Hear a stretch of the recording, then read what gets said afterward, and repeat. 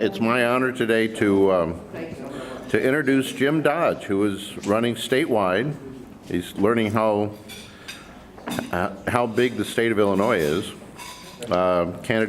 He is running for the office of state treasurer. Jim, as a Republican, it's a very great privilege for me to welcome another Republican to the stage.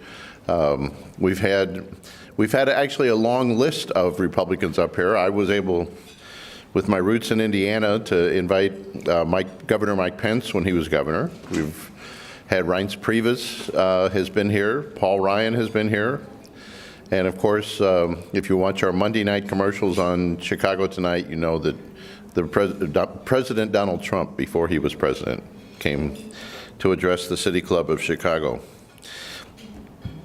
Jim Dodge, our guest speaker this morning, he has a combination of private sector experience as well as elected public service. He's an innovator, and he's pushed to make government more efficient from his home in Orland Park. Jim's mother was an immigrant from Ireland who came to America in 1949. Jim's father was the son of German immigrants who came to America seeking a better life.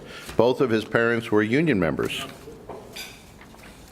He grew up on the southwest side of Chicago in the Brighton Park neighborhood, graduated from Kelly High School in 1980, and then while he was working at the local White Castle, he attended DePaul University.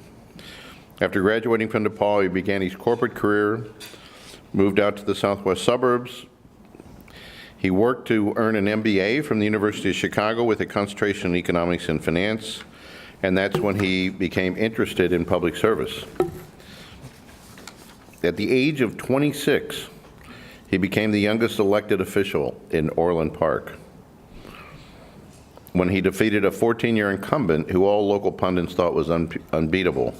He was reelected in 1993 with 71% of the vote, and in 1996 was appointed a trustee to fill a vacancy. He was later selected by his colleagues on the council to be the mayor pro tem. Jim learned discipline and teamwork as a sergeant in the Illinois Army National Guard, serving in 2 units, the 178th Infantry and the 44th RAIOC. You're going to have to explain. Okay. As a member of the Orland Park Board of Trustees, Jim has been a leader in the fastest growing and economically vibrant communities in Illinois. His 30 years of both private sector and public sector experience make Jim uniquely qualified to serve as our state treasurer. Jim is married, has 2 children, and one of them is here today, right? And his wife, Linda. Big hand for her. Terrific sacrifice to be the wife of a candidate. I know that. Jim Dodge.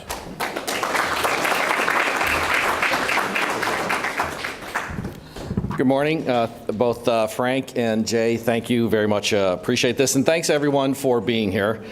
Let's just kind of jump into this. Hopefully, we can have a little bit of fun in the next few minutes. This is a great state.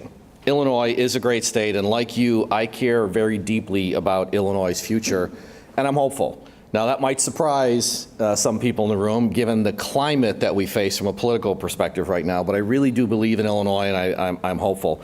When I say Illinois is a great place, I mean specifically the people as also the physical place of Illinois. Given our natural blessings, and we all know what they are, our location, our diverse people, a diverse economy, there is no reason we shouldn't be the leading state in the Midwest, let alone a nationally leading state. That's my hope. I know we can grow our economy faster, create more jobs, strengthen families, and create those conditions, right? As a small government, free market type of person, let's create the conditions for people to follow their dreams and prosper. The path for that future for all of us, whatever shape that takes, runs right through Springfield, and we're going to touch on that in the next couple of minutes. So as we go through this, I'd like to bring up some of the key questions, the key themes that we see in this election cycle. I'd like to build a case for change that we see both in my race but also more broadly, and then my vision for the office of treasurer. I don't think anybody in this room will be surprised to know that I see things rather differently than my opponent, the current treasurer. So I'll apologize right now. I cannot help myself. I am a numbers nerd. I'll say it loud and proud. And we're going to have to touch on some numbers, but since it's so early and I don't know if there's enough coffee in the room, we won't go too terribly deep on those, right? So I care about what happens in Springfield because those decisions in Springfield affect all of our lives, right? These decisions have real consequences on real people. We're all living it every day, for better or for worse. Now, as mentioned, I'm a native Illinoisan, born, raised, educated, raising a family here, built a great corporate career here. I've seen it in both the city and the suburbs. And I've seen the best and I've seen the worst, right? I've been a beneficiary of the climate in Illinois where I could go to a DePaul and I could build a great corporate career, but I've also seen the worst. When I was at the aforementioned White Castle, when I was flipping burgers one night, it's 3 in the morning, I unfortunately watched a murder, gun violence. So I was telling Jay, I have a passion, I'll come back to some of these other sessions. The system really isn't working for many people in Illinois, and I have a passion to try and find some way to help conclude that. And as my daughter can attest, more than a few times I've said, Ashley, the system, government, often fails the people who can least afford it. And we're going to talk about that as we go through these themes. It's one of my motivating factors. And what I mean by that are the crushing tax burdens that we see. If you look at the burdens that people pay in Harvey, an economically stressed community, and you combine the local corruption with the corruption in the assessment value, those folks are literally paying some of the highest property taxes versus the home values in the state. That's not fair. It's not right. So government is failing those folks. All right. Let's also talk about a sad phrase that I came across years ago in politics, and it's no longer funny, especially since we're in Illinois, and it goes like this. If you're not at the table, you're on the menu, right? And so one of the passions I have is to make sure that someone is a forceful voice for the taxpayers, right? Let's talk about the softer costs, because the people in Harvey and other communities that are paying too much in property taxes are being crushed by that load, which is largely driven out of Springfield. Let's talk about the soft costs. We don't deliver things well from the state of Illinois perspective. We all can agree, even this early in the morning, that zip code of a child should not be predictive of educational quality or educational outcome. Well, how does that happen? Those kids then might be sentenced to having a much tougher time for the balance of their lives competing in a global economy, right? So let's agree. It's not right for that kid. It's not right for the state. It's not right for our nation, and the system isn't working. So for decades, the burden of funding education was largely been pushed down to the local level by Springfield, even though if you read our Constitution, it sure looks like it should be a state burden. All the while, and this is a crux of what faces Illinois right now from a financial perspective, legislators have lost control of the pension promises being made at the local level. It gets sent to the state in terms of pension liability. Nobody's doing the math. That's how you wind up this far deep in the hole. So as I've told people across the state, literally top to bottom and east to west, there is a direct line between the property tax bill on your table and what goes on in Springfield. And for those who might, I'll recommend a great summary article on this topic that showed up in Crain's a few years back, and it's entitled "The Illinois Pension Disaster." Their words, not mine. What went wrong? And I'll give you a heads up. It spares no one, from Governor Thompson to the current governor, legislatures, all the people that have been involved in this. It is quite clear, very well done, strongly recommended that you read it. So as we kind of roll this back up to the election cycle, it's not just JB versus Bruce, or Democrats versus Republicans, or liberal versus conservatives. I really do sense, as Darlene and I, for example, have traveled around the state, it's beyond that. It's beyond the partisan labels. It's about the status quo and who will be the agent of change to save what I would describe as a great state. So, other than all the caffeine we've had this morning, right? Why am I hopeful? Why did I run? Why do you take on a down ballot race like treasurer in what looks to be a very tough election cycle for Republicans? My wife, Linda, who we introduced early, insisted I had lost my mind when I agreed to this race. Just, truth be told, little family secret, she insisted I had gone crazy, but she also knew I had to do this because I care and I really do believe we can make this better. First and foremost, the central theme that I think both Darlene and I and others are running on is we just have to start focusing first on public policy, not optics, not politics. Let me say that again. First and foremost, the central theme, let's focus on good public service, good governments, and let's get after what we need to do, not just the problems we face with politics. This is not a one-party issue. I refuse to stand up here and say, as a Republican, it's all the Democrats. I don't like it when the Democrats stand up and say it's all the Republicans. No, both parties in many ways over the years have accumulated this disaster, and now it's time to say, let's stop. Let's focus on some facts, and let's start to fix the state. To quote Deming, some of you may know this quote, I love this one. In God we trust, all others must bring data, right? So that is it's a great quote, but for me it's a personal mantra. And while the numbers may seem cold, I'd like to scratch the surface a little bit and get behind them because there's people behind these numbers. There's real impacts about what these numbers mean, and they represent what is happening to the great state of Illinois as we try to create a better future. Some sad facts. If we did the accounting for Illinois like you do as a family when you go to get a home loan, or as a business when you have to report your annual results, Illinois is $200 billion in the red. That's net liabilities after assets according to truthandaccounting.org, a source I trust because those numbers are based on realistic assumptions and they're from comprehensive audited financials, which take, unfortunately, too long to get. So what is that? It's a combination of debt, unpaid bills, promised pension, and health care benefits. I was chatting earlier with the gentleman. Whose number do you use? 130 billion, 250 billion, 200 billion. I think 200 billion it's a good round number. And that's just the state. So in order to avoid driving all of you into clinical depression before 9 a.m., I'm not going to start layering in all the debts and obligations from the individual units of government. My new favorite number, I promise you I was a numbers nerd, is 2.6 billion, excuse me. That's the amount of penalty interest Illinoisans have been pre-committed to spend over the next 25 years, let me get my facts right, 25 years, because of our bond rating. We literally have one of the highest total tax burdens in the country. We have the worst of all 50 states' credit ratings, so the penalty interest, the cost of incompetence is $2.6 billion. So as I mentioned, let's put a human face on that one. What does that mean? The federal government just released $30 million to help treat the opioid crisis. If you divide 2.6 billion, and I'll recommend that you flip your cell phones on its side so you can get room for enough zeros, trust me on this one. You divide those two numbers together, you're in the $100 million a year range. $100 million a year that's going to be spent on penalty interest. How many people could we treat for opioid addictions with $100 million? How many new schools where you might need a new school could be built? How many economic zones? How many economic incentives might you establish to help people who so desperately want and need a job to get out of their dire circumstances?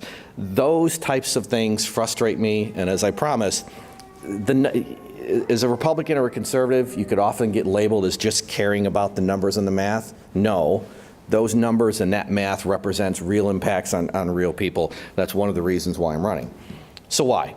How do we get here? Who let this happen, maybe is the more important question. For decades, we all know this, Illinois has been run by special interest with the entrenched political machine. And I mean the machine. I didn't call out a party label, and I want to be clear about that. Special interests have armies of lobbyists, political action committees, mountains of cash that they spread around both Springfield and in Chicago.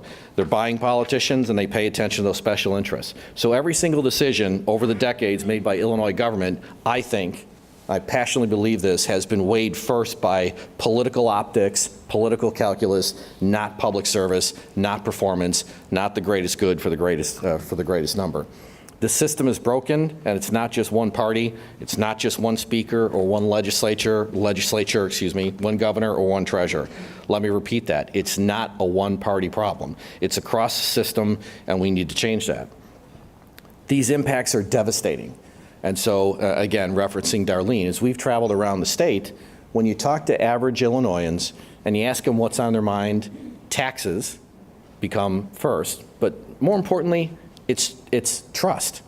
People lack faith that the state of Illinois will actually try and make rational decisions and heal in a civil, compromise, compassionate sort of way. And that's one of the things that I think that drives both myself and other candidates to do this, right? We mentioned the $200 billion. We've talked about the economic environment. We all know about the Illinois exodus. The Tribune has been quite forceful in saying we are driving people away. Well, Milton Friedman, I think, once said, there's nothing more mobile than the wealthy other than their capital. Well, when that money starts to leave, who pays the price? It ain't, with all due respect, J.B. Pritzker and his level of folks. It's the people who need jobs that work for other folks that create value at a local level. That's how this cascades down the hill, and that's one of the unfortunate pieces about what we're doing.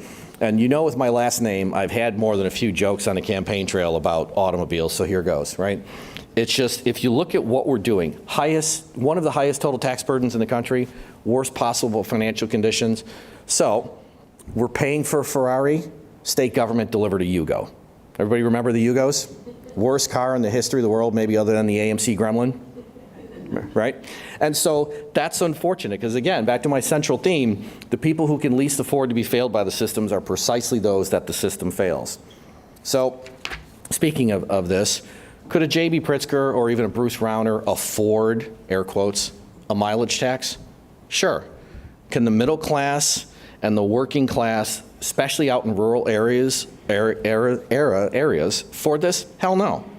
They're taxed enough already, and that's driving some of the anger and the frustration in the vote base as we've gone around and talked to folks. Illinois should be a land of opportunity. We're in a great location in the country. We have amazing natural resources, world-class universities, best, hardest working people in America, and despite what I hear downstate, Chicago is a great city. Born and raised here. You know, it is to quote Jim Edgar, it is an economic engine for the state, so we all need to be mindful that we're in this together. We are on the cutting edge of research and innovation, but despite all of those advantages, and that's not a complete list, ladies and gentlemen, we're falling farther and farther behind. It's clear in the data.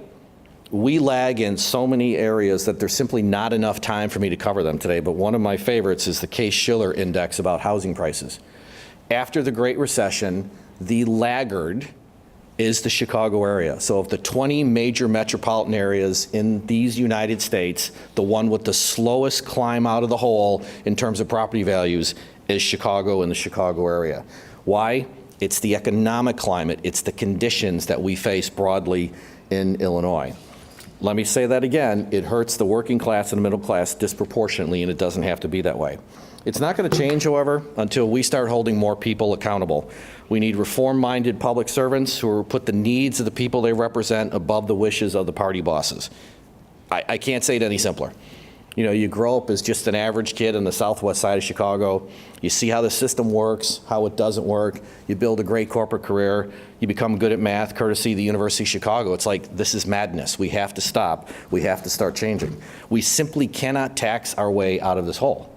You simply can't do it. I've joked on the campaign trail, Warren Buffett himself couldn't invest out of the pension hole that's been dug for us in Illinois. So we need to fix this. We can't keep kicking the can down the road. Now, many were shocked in some recent press reports that former governors are talking to future governors and giving advice. I'm not shocked.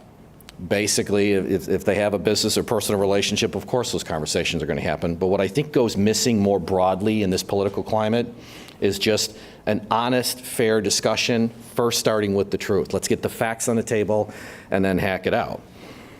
My vision for the office is clear. I simply want to do the job of treasurer.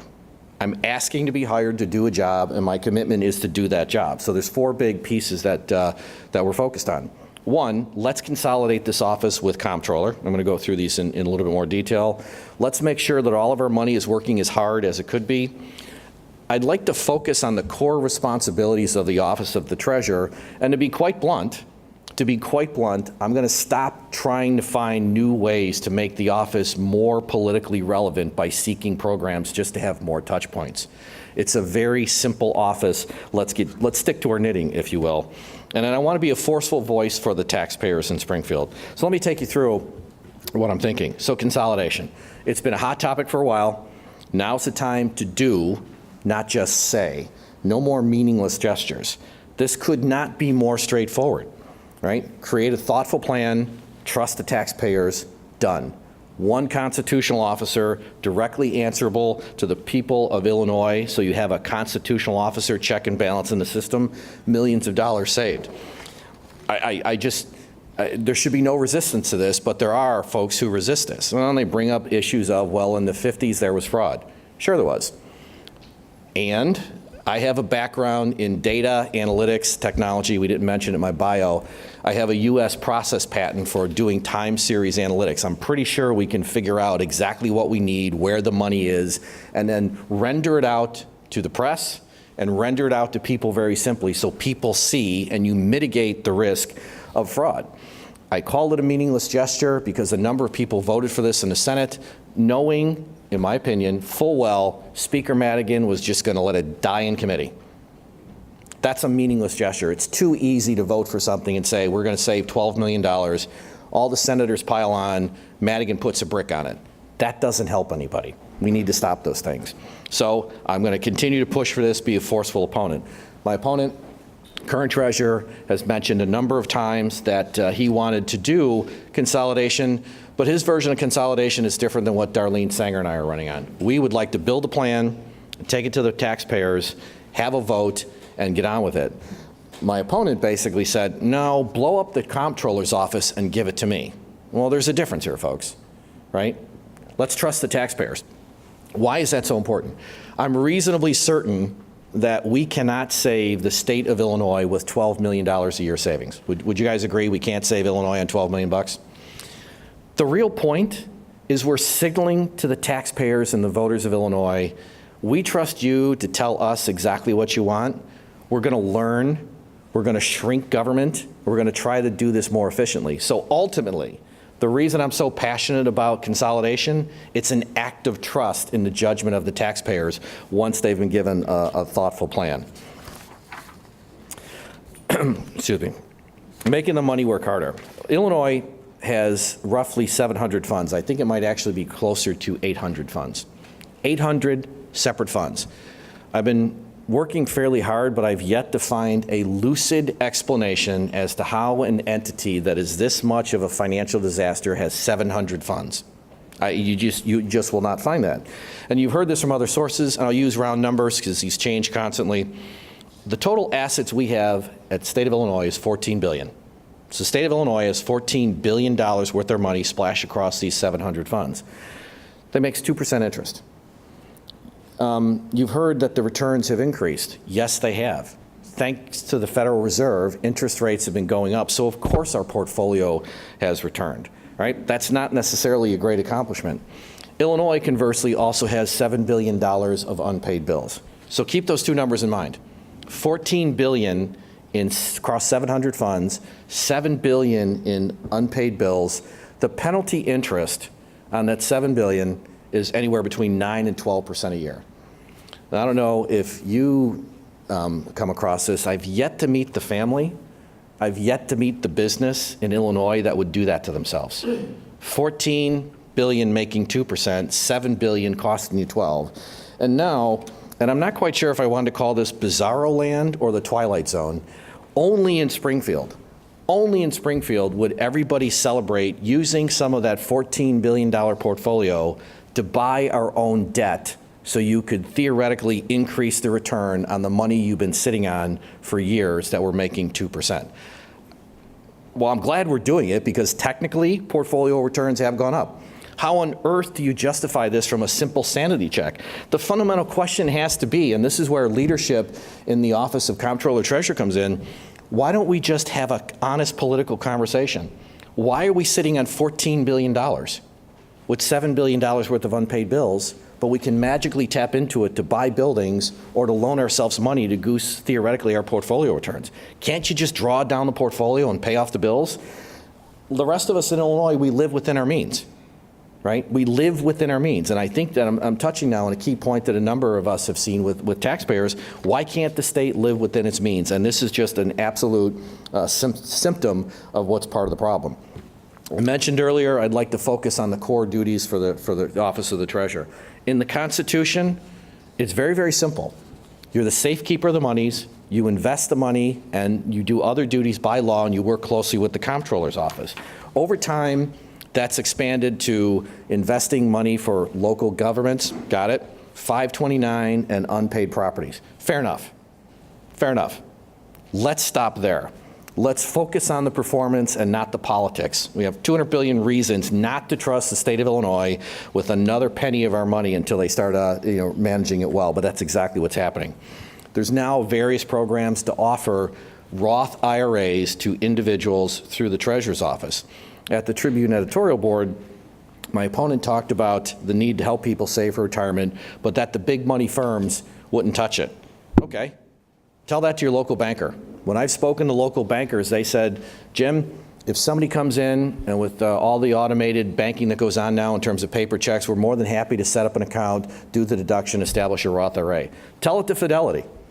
One of the biggest money managers on the company, on the planet, they just started a program, 0 fees, 0 minimum balance, and 0 cost mutual funds that you could buy. There is literally no need for the state of Illinois to have this program in the Office of the Treasurer. Now let's separate out the policy question of, do you want to help people who are in a certain circumstance save for their retirement? Of course you do. But if it's that important to you, mandate it on the private sector. Since there's low-cost options, get it out of the way. It should not be in the Office of the Treasurer. I see this as a blatant attempt to make an office which is functional. It should be focused on performance, not politics, trying to become relatively more consumer-friendly, so to speak. There's been improvements over the years through a number of treasurers on unclaimed property, but there's a lot more that we can do. I'm not quite comfortable with the need for the people of Illinois to have to ask the state treasurer's office to return what is rightfully theirs. If you look at the state of Wisconsin, they do the work. They do the math. They send you a check for anything under $2,000. Now, I'll tell you a short story. I've got 5 or 6 unclaimed properties with the treasurer's office right now. It could be $3 dividend checks, was a $22 AT&T rebate. Apparently, I didn't fill out the postcard for. So I went through it, and the state's pretty simple. The same James Dodge has been paying taxes to the state of Illinois from my address for 18 years. It is child's play from a technology and an analytics and a data basis to then say, I'm going to just send Jim Dodge's check. Other states do it. We need to start doing more of that. My vision, let's just accelerate the return of other people's money and making it easier. The last thing Illinois needs is more money under management in the treasurer's office, which quite frankly helps fund that office. If you look at some of the details in the state budgets, not all the money comes from the general revenue source, it comes from the fees with all that money under management. There's also a move to accelerate when something like a simple bank account might be reported to the treasurer's office where the state could theoretically get it earlier as unclaimed property. So it may eventually make its way back to you, but why on earth would the state of Illinois treasurer's office want to interject itself into the relationship between a bank and an individual when you set up a CD for a grandkid, a nephew, a neighbor, or whatever you want to do, and you just let it cook? Well, everything's fine. It's not unclaimed property. We should not be there. So I just want to be very declarative. My vision for this office is to do the job of treasurer, tightly defined, to focus on performance. And I'll start to wrap up with voice of the taxpayer. I apologize to some of the people in my campaign, but when we started this, I have a penchant for trying to create visual images. And I said, do you guys remember the Dr. Seuss book, The Lorax? Everybody know that book? Little guy pops out of the stump and he says, I am the Lorax, I speak for the trees. Well, I said, one of the things I'd like to do is I'd like to be the treasurer, I speak for the taxpayers. So that's kind of one of the, if you can hold that visual for a second, he has a mustache, the Lorax does, but I shaved that a long time ago, right? You know, I've long held that politics in its purest form is a contest of ideas. It's battles over policy. How best to do the greatest good for the greatest number are absolutely what we should be doing. Unfortunately, pure partisan power plays get in the way, and I believe, I know, the taxpayers need a more forceful advocate saying, this is what's happening to your money in Springfield. Like with consolidation, I think we can save money, and I think if we render to the people a simple understanding of what's going on, we could get there. We don't do this right now. And the transparency efforts you see at the state, with all due respect, as a technologist and a data person, they're nice evolutions from prior. In fairness, we have to give them credit. But it's not just about any 1 year's budget balance. You can't have charts with no scale that show a line increasing and say, this is how I'm showing you growth on investment return. Other states do it far better, where you could click in and see exactly how much it costs you to run the office of governor, exactly how much it costs you to run the office of a comptroller or treasurer-like position. Those moments of clarity for voters are going to drive better decision-making. I have zero intention, because it's not the office of treasurer, to take policy stands on whether or not a policy is right or wrong. That's a legislative and governor's issue. Somebody needs to put the numbers to it. Somebody needs to make those numbers real, verifiable, and make them easy to understand. The people of Illinois are not stupid. They're frustrated with what the system has been doing, and they'd like to know what happens. Nobody did the math, in my opinion, on the pension holidays or the ramps or the budgets that will never work. Budgets that will never work because the deal falls apart with the ramp, for example, or assumptions that were never going to happen are made implicit in a budget document. In my opinion, the current treasurer spoke out about the budget only after it was passed, and he basically promptly went on to blame Governor Rauner for all the faulty assumptions. I'm reasonably certain Governor Rauner wasn't the only one who was making those assumptions. That was a legislative matter. To my central point earlier, it's not just a one-party thing. We need to get to a better place in Illinois. Numbers don't lie. They can be tortured into confessing whatever you'd like, but numbers into and of themselves don't lie. So it's entirely possible that I might not be the most popular guy in Springfield or even in my own party, but I feel passionate about this, which is why I took on this race with the support of family and friends, and I'm very appreciative of that. And a closing point, the current treasurer went on national television, CNBC, did a number of interviews where he took Facebook as a corporation to task for all manners of things, whether it was Russian hacking or it was other issues related to the election. Well, that's just great, but I would never represent myself, one, as an institutional investor who has a position in Facebook, which he did, when we do not. Let me be clear. The state of Illinois' investment policy is restrictive. We can only largely invest in high-quality government short-term securities, which is a good thing. We don't hold equities in the core funds. You hold equities in the pension, but you don't hold equity in the core funds. So to get up and represent that felt like pure gamesmanship, pure politicking. I would never do that as treasurer. So again, focus on the core competencies. I don't see this as a stepping stone. This is not a way to enrich myself or my family, and I'm not interested in making this office more powerful or politically relevant. It's here to do the job. On that note, it was interesting at the Tribune editorial board, and I'm paraphrasing, I don't remember the exact quote. They introduced themselves, and if you can picture this, I wound up in the middle with the current treasurer on my left and a libertarian on the right. It just sort of felt like that's kind of how we were on the political spectrum, so not quite sure how it looked for the Tribune. They said, we're going to skip the opening statements. Let's go right to questions. And oh, by the way, we don't believe that either the office of treasurer or comptroller should be elected. It should just be a functional office. Boom. Here we are. We went at it for an hour. And so those are some of the issues that we see. And I took that as, one, thoughtful on behalf of the Tribune, but also, quite frankly, it gets to the central point. Illinois government is bloated. Illinois government is efficient. Illinois government wastes money. They don't know what they're doing. Highest total tax burden in the country, worst possible financial condition, and that's not accounting for all the damage done to the local entities. So as we close, you've heard this. I mean, I know the struggles of working families, been there, done that. My parents never owned a car. We literally went everywhere on what my mom used to affectionately call the big green limousine. We took the bus everywhere. But I've had a great run in the state of Illinois because what Illinois represents is potential to the individual. I come from humble roots. I care very, very deeply, hopefully you sense that, about making government do its job well. I've got a record of doing this in Orland Park, and little known fact, myself and the then mayor, Democrat, we worked across the aisle. We got rid of a level of government. There's a number of townships have this position called township treasurer of schools. By referendum, we got rid of it. It's probably putting at least $500,000 a year, and has been for decades now, right back into the schools, because the schools can manage their own money. I've got a record in Orland Park of trying to make government more efficient for one very simple reason. I think government has lost its moral authority to keep asking for more money because of how poorly they've managed all the money we've given them thus far. That's a driving motivation for me. So my expectation is to keep raising my voice, not to be combative, not to be partisan. It's fact-based. You know, a better speaker than me said, "The truth will set you free." Well, let's get after that.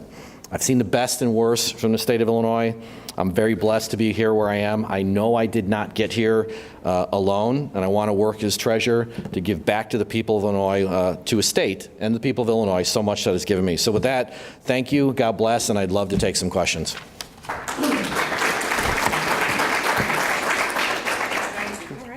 I'm Amanda, the Executive Director of the City Club, and Barry, we'll start with your question.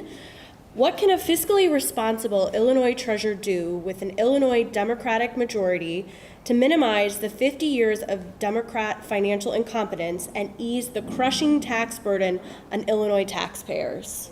Well, there you go. Okay, so do we have an hour? Because that's a great question. Do we have an hour? I'm kidding. First and foremost, it's some of the themes that I mentioned, which is take the simple act of consolidating your own office. When Darlene and I first started talking about this, people would look at us, well, who's going to lose their job? And I said, it's okay. We'll go back to the private sector, right? This is about serving the people of Illinois. So consolidation sends a big message.